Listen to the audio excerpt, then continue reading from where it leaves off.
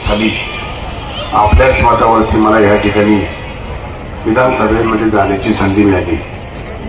खरं तर माझा 5 वर्षाचा कार्यकाळ बघितला, त्यामध्ये 2 वर्ष करोनाचे होते, 1 वर्ष विरोधात होतो, 2 वर्ष मला या ठिकाणी काम करण्याची संधी मिळाली.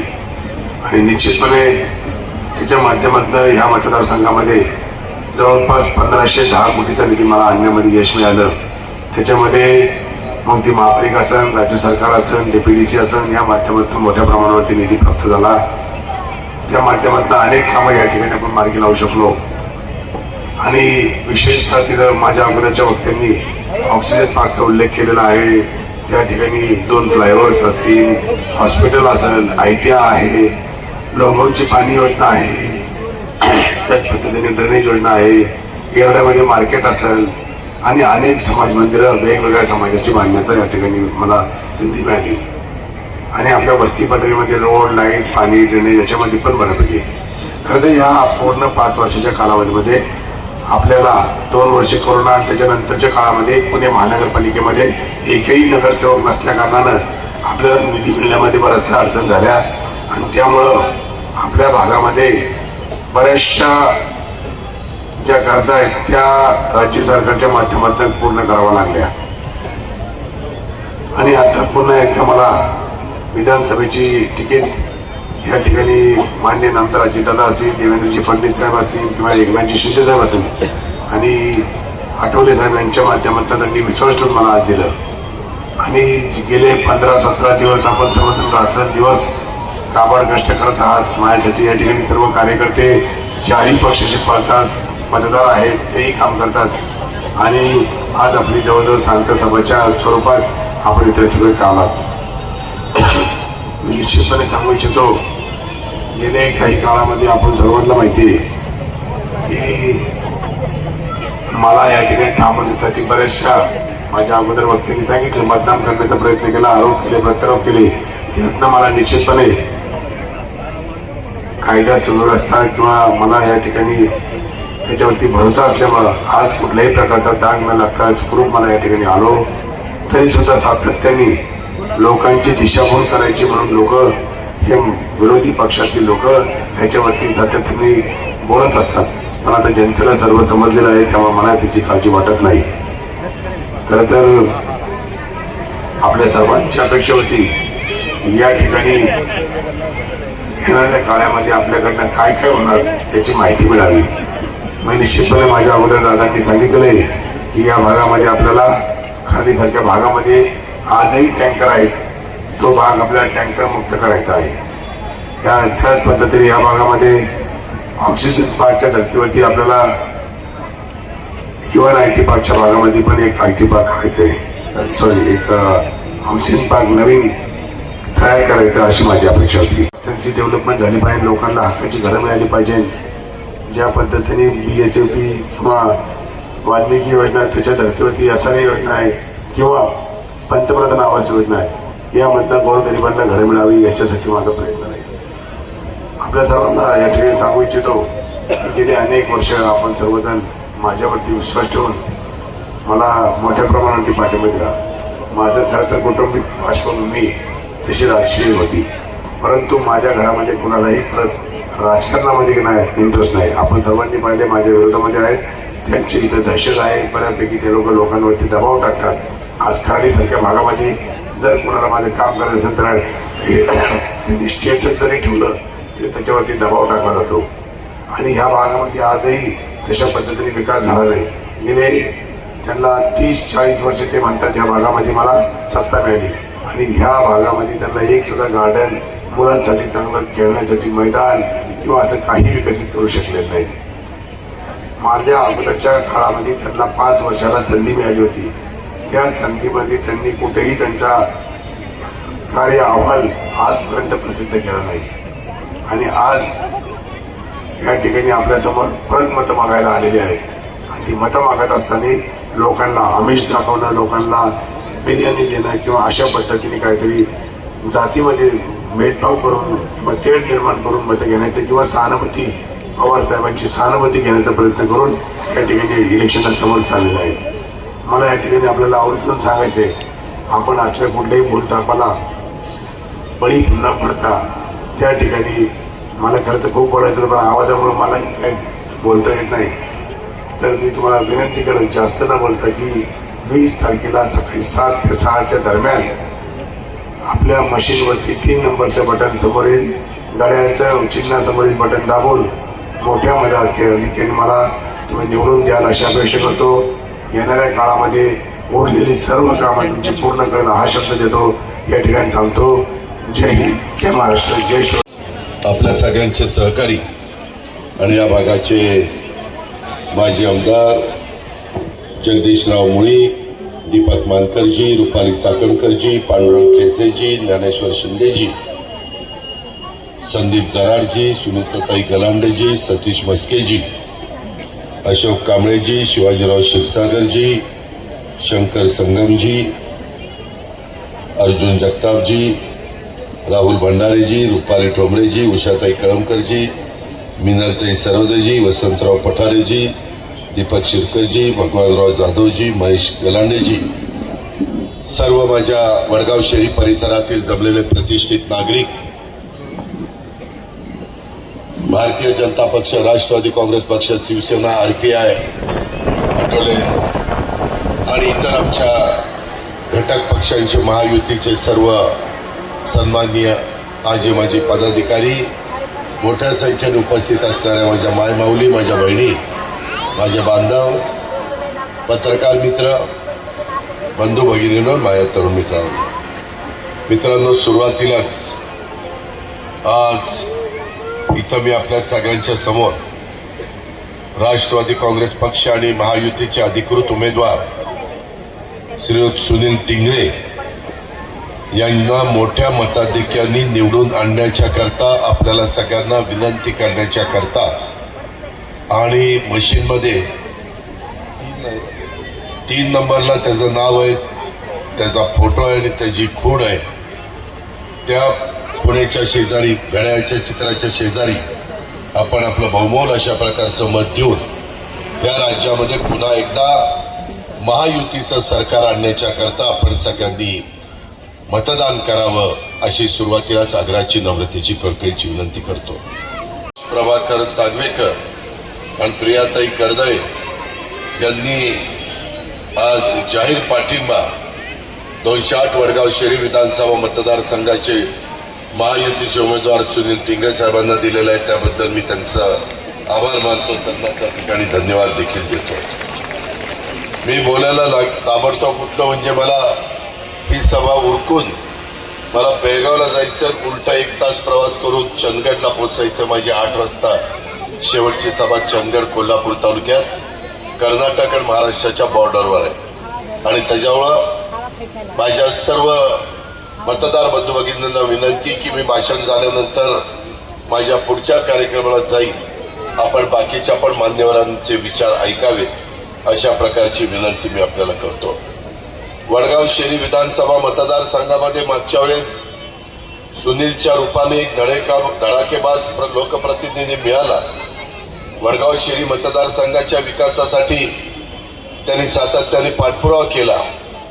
आम्ही सगळ्यांनी मिळून महायुतीच्या सरकारच्या माध्यमातून गेल्या 5 वर्षामध्ये जवळपास वडगाव शहरी विधानसभा मतदारसंघात 1519 रुपयाची विकास कामं, कोटी रुपयाची 1519 म्हणजे 1520 कोटी रुपयांची विकास कामं करण्यामध्ये त्या ठिकाणी यशस्वी झालो.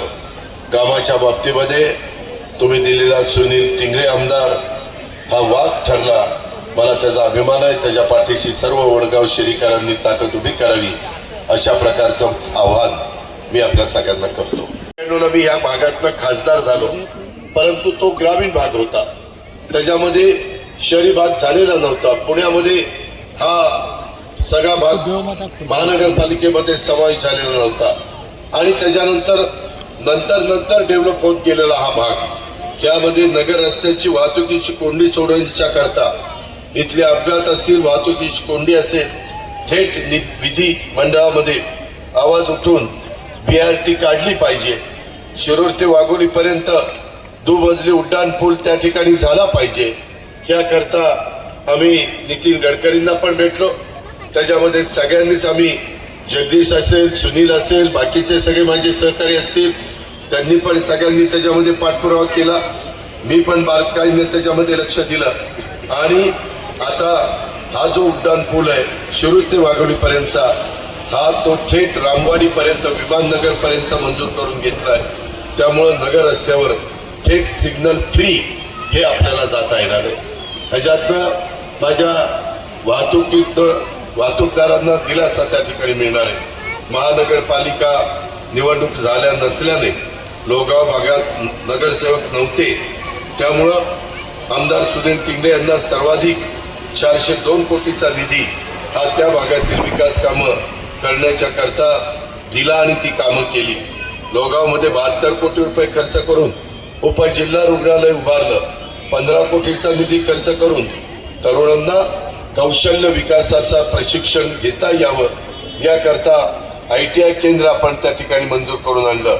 शास्त्रीनगर आणि विश्रांतवाडी चौकात उड्डाणपूल आणि भुयारी मार्ग मंजूर करून येथील वाहतुकीची कोंडी कशी आपल्याला सोडवता येईल ह्या पद्धतीचं काम देखील सुनील आणि इथल्या सगळ्या आमच्या सहकारी मित्रांनी महायुतीनं केलं. एखाद्या व्यक्तीचं जनमानसामध्ये प्रतिमा कशी डागाळी जाईल अशा प्रकारचा प्रयत्न केला जातो. तुम्ही सगळेजण आपण एकमेकाला ओळखतो. मला आपल्याला सांगायचं आहे की सुनील टिंगरेंच्या विरोधामध्ये जो उमेदवार आहे ते उमेदवार त्यांना एकेकाळी मीच पक्षामध्ये घेऊन नगरसेवक केलं, स्टँडिंग कमिटीचं चेअरमन केलं, आमदारकी पण दिली. अशा पद्धतीची वेगवेगळी पदं त्या व्यक्तीने भूषवली. त्याच्या आधी तो जिल्हा परिषदेचा पण सदस्य होता. शेवटी आम्ही ज्यावेळेस लोकांचं प्रतिनिधित्व करतो त्यावेळेस वडगाव शहरीकरांनो आम्ही पब्लिक फिगर असतो. ज्यावेळेस आम्ही लोकांच्या मध्ये काम करत असतो त्यावेळेस तो प्रायव्हेट स्वतःचा विचार करणारा माणूस असतो, पब्लिक फिगर नसते. त्यांनी काही केलं तर कुणी जास्त त्याबद्दलची नोंद घेतीलच असं काही नाही. नियमाप्रमाणे कायदेशीर कारवाई त्या ठिकाणी होती.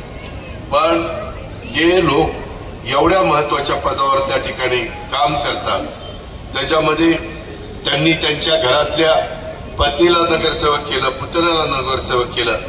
30 वर्ष जवळपास त्यांच्या घरामध्ये सत्ता असताना पण आपला खराडी आणि चंदननगर भाग हा टँकर मुक्त करता आला नाही. कारण ह्या भागाला पाणी दिलं तर टँकरवाल्यांचे धंदे बंद होण्याची भीती म्हणून जाणीवपूर्वक ह्या भागाला पाण्यापासून वंचित ठेवलं गेलं. टँकरवाल्यांचा धंदा चालला पाहिजे ना, तुम्हाला पाणी मिळो किंवा न मिळो अशा प्रकारची जर एखाद्या लोकप्रतिनिधीची भावना असेल तर कसं माझ्या इथल्या स्थानिक लोकांचं होणार. मी जाहीर आश्वासन तुम्हाला देतो, सुनील टिंगरे आमदार झाल्यानंतर आपण त्याला 3 नंबरचं बटन दाबून घड्याळाचं बटन दाबून त्याला निवडून दिल्यानंतर मी आपल्याला सांगतो की येणाऱ्या त्याच्या कारकिर्दीमध्ये मी या भागातील टँकर माफियांना हद्दपार कॅमेरा खाली वडगाव शहरीकरांनो महाराष्ट्राला माहिती जे मी बोलतो ते करतो. मी ढागात गोळ्या मारत नाही. त्याच्यामुळं हे जे काही आता वडगाव शहरीकरांनी खूप सहन केलं.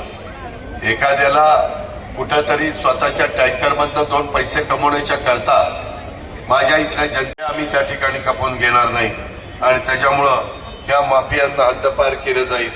पुन्हा मत मागायला हे जर झालं नाही तर पुन्हा पुढच्या वेळेस मी तुम्हाला मत मागायला येणार नाही, एवढा तुम्हाला शब्द देतो.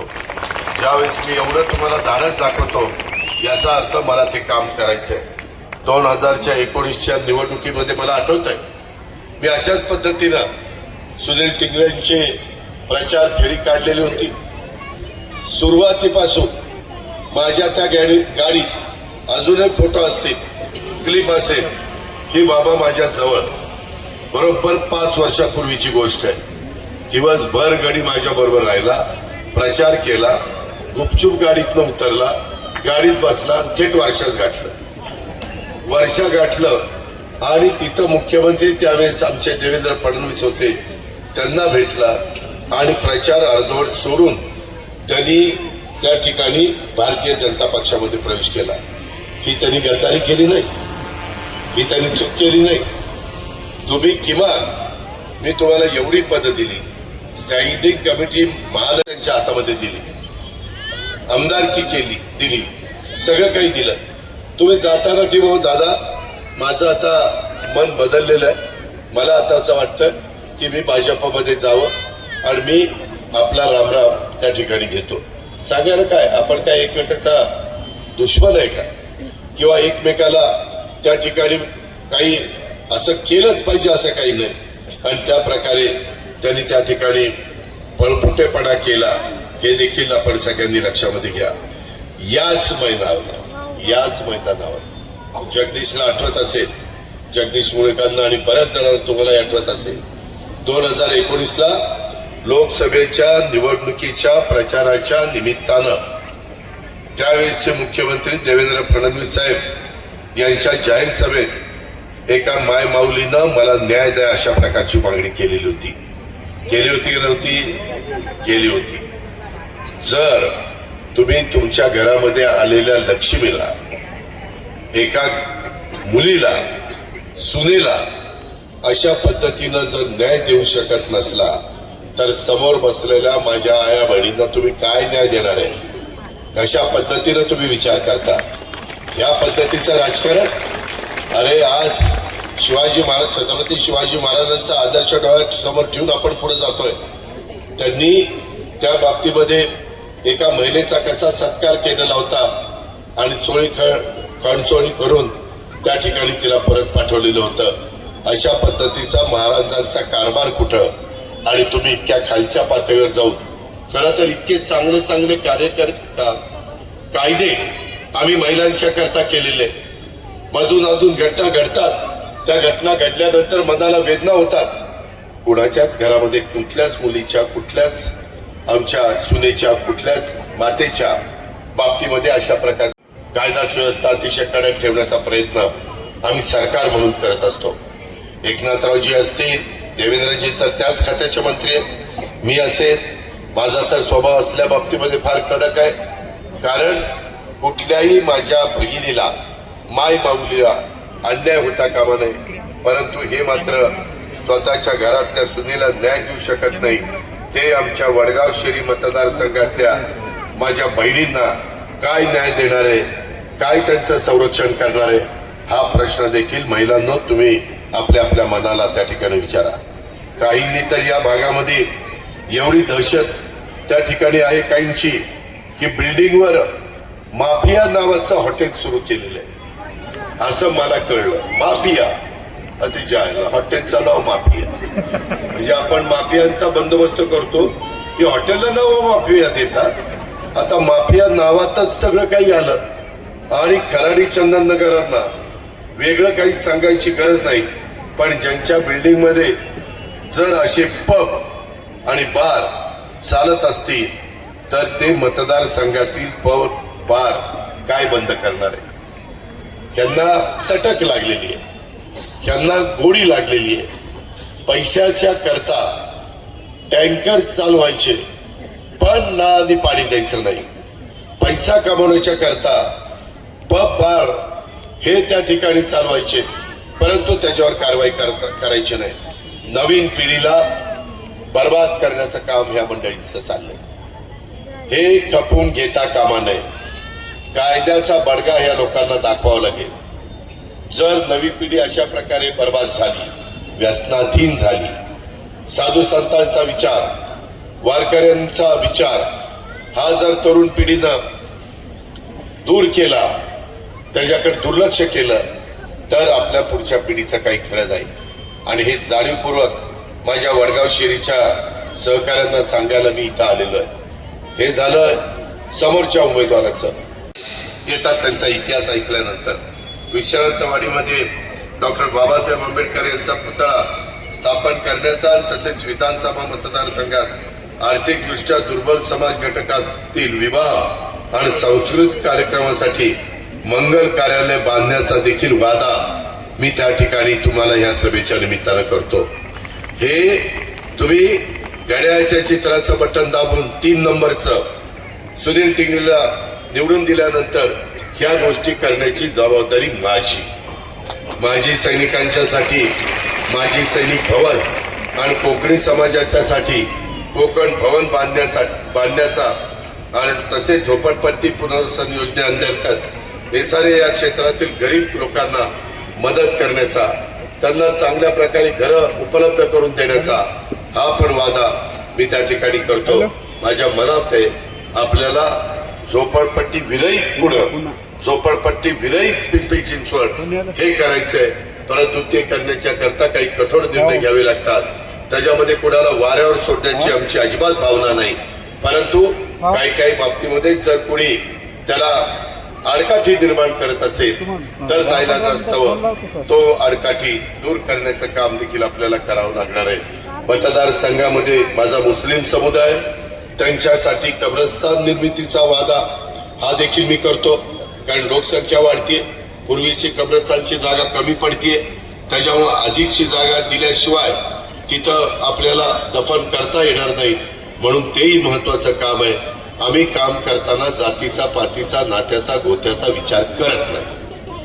ज्यांना स्मशानभूमीची गरज आहे तिथं ती व्यवस्था करणं, ज्यांना कब्रस्तानची गरज आहे त्यांना कब्रस्तानच्या बाबतीमध्ये मदत करणं, तसंच मतदारसंघात वैद्यकीय मदत केंद्र स्थापन करणं, विद्यार्थ्यांना उच्च शिक्षणाबाबत मार्गदर्शनसाठी युवा समुपदेशन केंद्र स्थापन करण्याचा देखील आम्ही या निमित्तानं वादा करतो.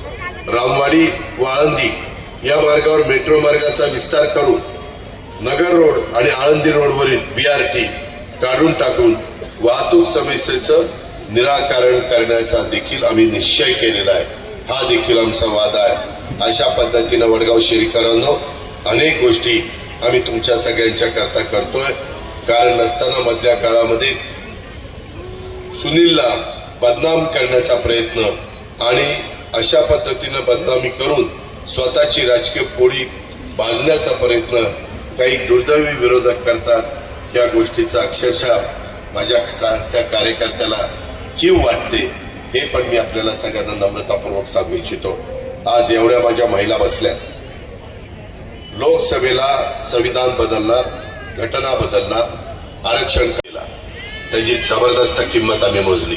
आम्ही 0.6% कमी होतो महायुती, परंतु 0.6% कमी असताना मतांच्या बाबतीमध्ये महाविकास आघाडीची मतं आपली महायुतीची मतं तरी देखील आम्हाला बऱ्याच जागा गमवाव्या लागल्या.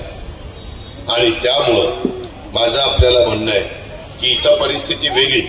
इथं आपण मुरली मोहोळला निवडून दिलं. मुरली मोहोळ देखील आज राज्यमंत्री म्हणून देश पातळीवर केंद्रात काम करतात, उत्तम काम करतात. महापौर म्हणून त्यांनी काम केलेलं आहे.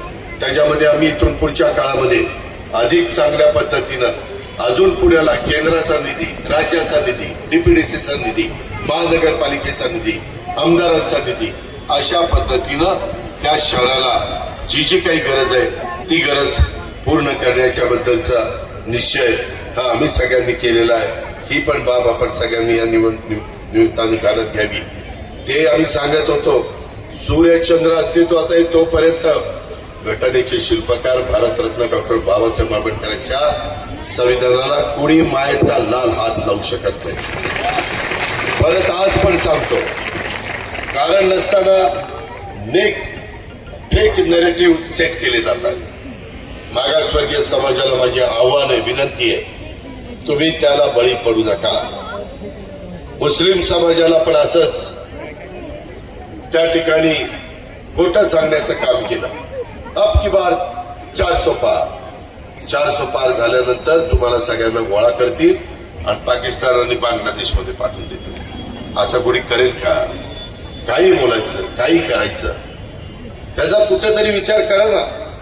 उलट मी आपल्याला सगळ्यांना सांगेन, एकनाथराव शिंदेच्या नेतृत्वाखाली जे महायुतीचं सरकार, त्याच्यामध्ये देवेंद्र फडणवीस आहेत, मी आहे, माझ्या मायनॉरिटीच्या लोकांनो, यामध्ये राज्यातील अल्पसंख्याक बांधवांचा मागासलेपणा दूर करण्यासाठी, त्यांच्या सर्वांगीण विकासासाठी आम्ही जसं आदिवासींच्या करता टार्टी, मागासवर्गीयांच्या करता बार्टी, मातंग समाजाला आरटी, ओपन समाजाला सारथी, माझ्या ओबीसी समाजाला महाज्योती, काही समाजाच्या करता अमृत, तसं त्याच धर्तीवर अल्पसंख्याक संशोधन व प्रशिक्षण संस्था म्हणजेच मार्टी त्या ठिकाणी स्थापन करण्याचा निर्णय घेतला. कुणाला?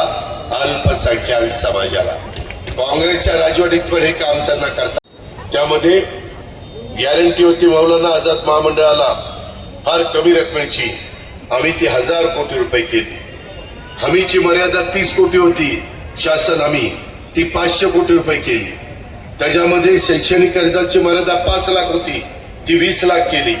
अल्पसंख्याक विद्यार्थ्यांच्या करता उच्च शिक्षणासाठी सुधारित शिष्यवृत्ती योजना राबवून शिष्यवृत्तीची रक्कम 50,000 रुपयापर्यंत वाढवण्यात आली.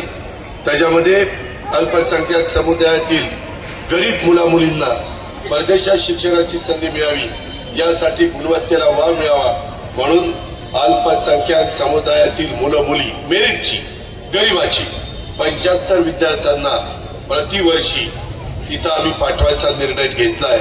आणि दरवर्षी प्रत्येकाला 40 लाख रुपये आम्ही खर्च करणार आहे. 40 लाख रुपये. हे आहे महायुतीचं सरकार. अल्पसंख्याक उमेदवारांच्या करता पोलीस भरती प्रशिक्षण योजना निवासी स्वरूपात राबवण्याचा निर्णय हा आम्ही त्या ठिकाणी घेतलाय. डॉक्टर झाकीर हुसेन मदरसा आधुनिकीकरण योजनेत अनुदानपूर्वी 2 लाख होतं, ते आता 10 लाख रुपये त्या ठिकाणी केलं. मदरशांच्या शिक्षकांना मानधनात वाढ केली. डीएड शिक्षकांना 6,000 रुपये मानधन होतं, आता 16,000 केलं. बीएडला 8,000 मानधन होतं, 18,000 रुपये केलं. अशा पद्धतीनं आम्ही सर्व बजेटमध्ये 1,000 कोटी रुपयाची तरतूद केली. या पद्धतीनं अल्पसंख्याक समाजांना विनंती आहे की आम्ही काम करतो. तुम्ही गैरसमज करून घेऊ नका. आपण कुठंतरी सुरक्षित नाही अशी भावना शिवशाहू फुले आंबेडकरांच्या महाराष्ट्रामध्ये होता कामा नये. ही देखील गोष्ट या सभेच्या निमित्तानं मी सांगतो. आणि माग तुम्हाला त्याचा प्रयत्न केला आणि त्याच्यात तुम्ही बळी पडला. आता मात्र तुम्ही नीटपणे विचार करा. आपल्याला दिशा दाखवणारं कोण आहे, आपलं काम करणारं कोण आहे. मला तुम्हाला सांगायचंय, मी माझ्या आलेल्या जागांमध्ये 10% जागा ह्या मुस्लिम समाजाला दिल्या. 12.5% जागा आमदारकीच्या उमेदवार मी आदिवासी समाजाला दिल्या. 12.5% जागा मी मागासवर्गीय समाजाला दिल्या. 10% जागा महिलांना दिल्या. 45% जागा राष्ट्रवादी काँग्रेस पार्टीनं. सोशल इंजिनिअरिंग, मी नुसतं भाषण करत नाही, मी कृती पण करून दाखवतो. आणि तुमच्यातले प्रतिनिधी महाराष्ट्राच्या विधानसभेमध्ये दिसले पाहिजे अशा प्रकारची किमया आम्ही या निमित्तानं केलेली आहे. मला मधी जागा 2 मिळाल्या, राज्यपाल नियुक्त. मला लक्षात आलं विधान परिषदेमध्ये एक देखील मायनॉरिटीचा सभासद नाही, एक देखील मायनॉरिटीचा आमदार नाही. मला ते योग्य वाटलं नाही. 2 जागा आल्या, एक ओबीसीला दिली आणि दुसरी जागा मी अल्पसंख्याक व्यक्ती आमदार म्हणून त्या विधान परिषदेमध्ये हाऊसमध्ये गेली पाहिजे आणि म्हणून तिथं इद्रिस बोलतो तसं मी करतो. हे वडगाव शहरीकरांनी ध्यानामध्ये घेतलं पाहिजे. आणि माझी विनंती आहे की तुम्हाला जर ह्या योजना सुरू केलेल्या आहेत, तुमची मुख्यमंत्री माझी लाडकी बहीण योजना, शेतकऱ्यांच्या करता दूध दराच्या करता इन्सेंटिव्ह देण्याची योजना, त्यांना वीज माफीची योजना 3, 5, 7.5ला, तुम्हाला 3 गॅस सिलेंडर फ्री देण्याची योजना, तुमच्या करता मुलींचं शिक्षण 100% फ्री देण्याची योजना कॉलेजचं. ह्या सगळ्या योजना चालवायच्या असतील तर ते तुमच्या हातात आहे. ते असं आहे की तुम्ही उद्याच्याला 20 तारखेला या सगळ्यांचं ऐकून घेऊन घड्याळाच्या चित्राच्या शेजारचं बटन दाबलं तर ह्या योजना पुढे 5 वर्ष चालू ठेवण्याचा शब्द आणि अजितदादाचा वादा मी तुम्हाला देतो. कुणी मायचाला आला तर मी बंद होऊन देणार नाही. राज्याचे भाजपचे नेते देवेंद्र फडणवीस साहेबांनी त्यांना शब्द दिलाय, तुला आम्ही वाऱ्यावर सोडणार नाही, तुलाही विधिमंडळाचा दरवाजा त्या ठिकाणी दाखवू आणि ते पण उद्या आमदार होणार आहे. याचा अर्थ वडगाव शेरीला दोन आमदार त्या ठिकाणी होणार आहेत. आपल्यामध्ये भाजपा, शिवसेना, राष्ट्रवादी काँग्रेस, आरपीआय, आठवले आणि इतर घटक पक्ष यांच्या विचाराच्या मतदारांनी महायुतीचं सरकार येण्याच्या करता, केंद्राच्या बरोबरीचं सरकार, केंद्राचे आणि ह्या सरकारचे संबंध चांगले राखण्याच्या करता सर्वांनी मताला 20 तारखेला बाहेर पडलं पाहिजे. सकाळी 7 ते संध्याकाळी 6 पर्यंत मतदान आहे. अलीकडे दिवस लवकर मावतो, आता 6 वाजले. त्याच्यामुळे फार उशीर लावू नका आणि कुठल्याही खोट्या नाट्या प्रचाराला बळी पडू नका. मी पण सगळ्या गोष्टी बघितलेल्या आहेत. मधल्या काळामध्ये जे सुनीलला बदनाम करण्याचा प्रयत्न झाला त्याच्याही खोलात मी गेलो, त्याही बद्दल पोलिसांच्याकडनं सगळी माहिती मिळाली, घेतली. यामध्ये सुनील टेंगरेंचा दुरान्वयी देखील संबंध नव्हता. निव्वळ त्यांना एक बदनाम करण्याचं काम केलं. अशा पद्धतीचं राजकारण फार काळ टिकत नाही. ही पण बाब आपण सगळ्यांनी ध्यानामध्ये घ्यावी. आणि माझी वडगाव शेरीकरांना, चंदननगर खराडीकरांना विनंती आहे की तुमच्यातले अनेक जण माझ्या शिरूर विधानसभा मतदारसंघामध्ये मतदार आहेत.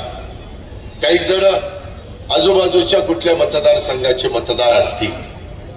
त्यांना सगळ्यांना माझं आव्हान आहे की या चांगल्या योजना 65,000 कोटीच्या तुम्हाला दिलेल्या आहेत, त्या योजना पुढे चालू ठेवण्याच्या करता आपण सगळ्यांनी आम्हाला आशीर्वाद द्या, आम्हाला सहकार्य करा, आम्हाला भरभक्कम पाठिंबा द्या.